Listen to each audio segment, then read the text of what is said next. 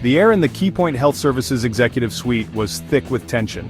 On one side of the table sat CEO Reginald Sterling, CFO Penelope Ainsworth, and founder Dr. Alastair Finch. For 11 years, I and others like me have been handed a pittance, $11 a week. Can any of you honestly tell me that's acceptable? The silence from the executives was deafening. Do you know what $11 buys? It barely buys soap and toothpaste, let alone anything that allows for a semblance of a normal life. Alex, we appreciate your passion, but there are budgetary constraints, regulations. Constraints? Regulations? Or is it a constraint on your conscience? A regulation against basic decency? The challenge hung in the air, sharp and undeniable. The battle lines were drawn and Alex stood firm, demanding justice. Let's talk about those $11. $11 per week. Imagine trying to navigate modern life on what amounts to less than the price of a mediocre sandwich. Now stretch that out for 11 years. 11 years of Keypoint Health Services deeming this pittance sufficient for personal needs. This isn't some historical artifact, this is happening now, in 2025. While the cost of everything has skyrocketed, this $11 allowance has remained fixed. Alex is making a fuss. A glorious, righteous, long overdue fuss. For over a decade, patients have been handed this token amount, a sum that screams, "You are not worth more."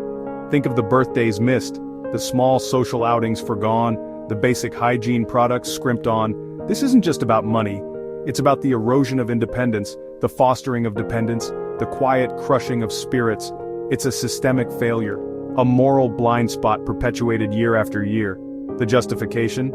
One can only imagine the internal memos, the hushed boardroom discussions. It's always been this way.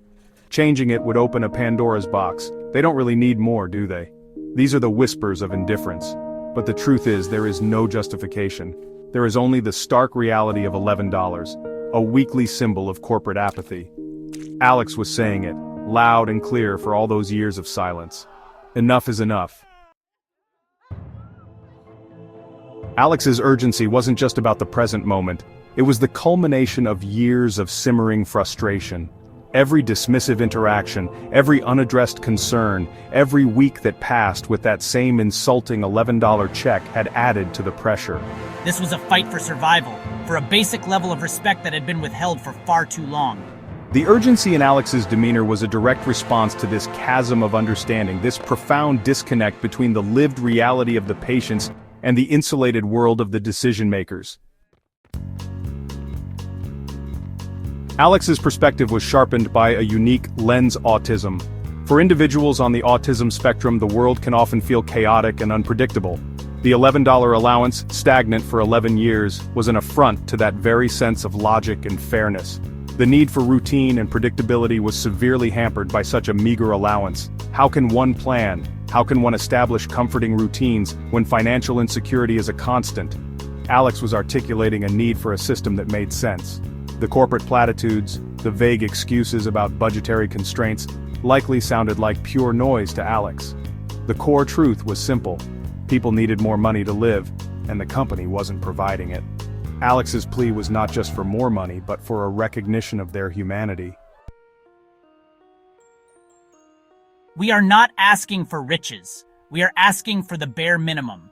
We are asking for what the state of Maryland itself says is a baseline for survival, for dignity. To offer us less is to say that we are worth less than other members of society. Alex wasn't just there to complain. Alex was there with a concrete, undeniable demand: raise the personal needs allowance to Maryland's current minimum wage. This wasn't an arbitrary number plucked from thin air. It was a benchmark, a standard set by the state itself. It was, in essence, a demand to be treated like any other citizen deserving of a basic living standard. This is a demand for a fundamental shift in perspective and policy. The implications of this demand were significant. By pegging the allowance to the state minimum wage, we are proposing a dynamic solution, one that would adjust with the cost of living. This was a call for a sustainable, just system, not a one-time fix. The demand for minimum wage was a demand for Keypoint to live up to its own stated mission.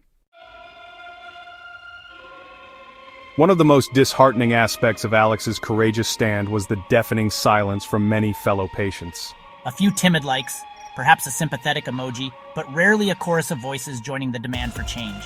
This apathy, this reluctance to rock the boat, painted Alex as an even more solitary warrior. Fear of retribution, however subtle, a learned helplessness after years within a system that offers little agency.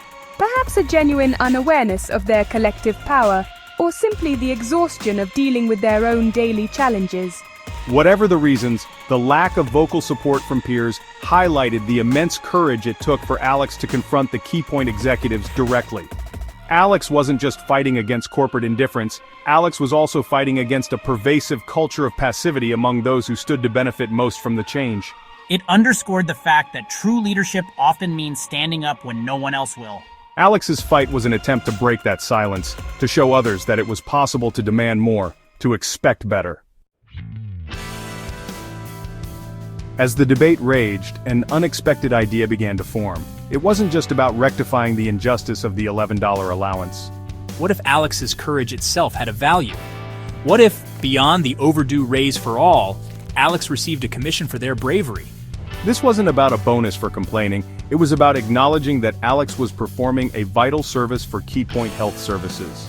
Rewarding it would send a powerful message that the organization was now willing to listen, to learn, and even to honor those who dared to challenge its shortcomings. A commission for courage wouldn't just be a financial reward for Alex, it would be a symbolic gesture. Alex was fighting for a principle, for the dignity of all patients. The atmosphere in the room finally began to shift. Alex's relentless passion, the undeniable logic of the demand for minimum wage, and perhaps the sheer weight of 11 years of injustice started to penetrate the corporate defenses. CEO Sterling's composure showed cracks. CFO Ainsworth's pen lay still. Dr. Finch, the founder, looked less like a detached observer and more like a man wrestling with his conscience. Alex, you are right. We have been wrong. Profoundly wrong. He announced not only that the personal needs allowance would be immediately raised to Maryland's minimum wage for all eligible patients, but also that Alex would indeed receive a one-time courage commission. Dr. Finch confessed that the entire ordeal had prompted a deeper reflection within the leadership. Last night, unable to reconcile our practices with any sense of moral decency, I found myself praying, and a message came to me, clear as day. The room was utterly silent. It wasn't a booming voice, but a quiet understanding. It was the words of Jesus Christ. Truly I tell you, whatever you did for one of the least of these brothers and sisters of mine, you did for me. Keypoint Health Services would not only implement the minimum wage allowance, but would also establish a new patient advocacy board, with Alex invited as a founding member. They would also commit a significant portion of future profits to enhancing patient well-being programs. The victory was more profound than Alex could have imagined. The moral of this extraordinary saga resonates far beyond the walls of Keypoint Health Services. It's a testament to the incredible power of a single, determined individual to challenge entrenched injustice. Alex stood as a solitary warrior, a lone crusader in an environment where too many had resigned themselves to the unacceptable status quo. This wasn't just a victory for Alex, or even for the patients of Keypoint. It was a victory for the principle that one voice, armed with truth and courage, can indeed move mountains.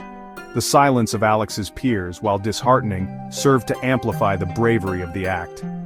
Alex's story reminds us that waiting for others to act is often a recipe for continued stagnation. Sometimes you have to be the first spark, the one who ignites the flame of change.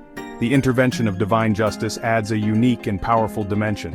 It suggests that the fight for fairness and dignity transcends earthly regulations and corporate policies. Alex's epic showdown is an empowering narrative for our times, demonstrating the enduring strength of the human spirit and the profound impact one person can have when they refuse to accept injustice.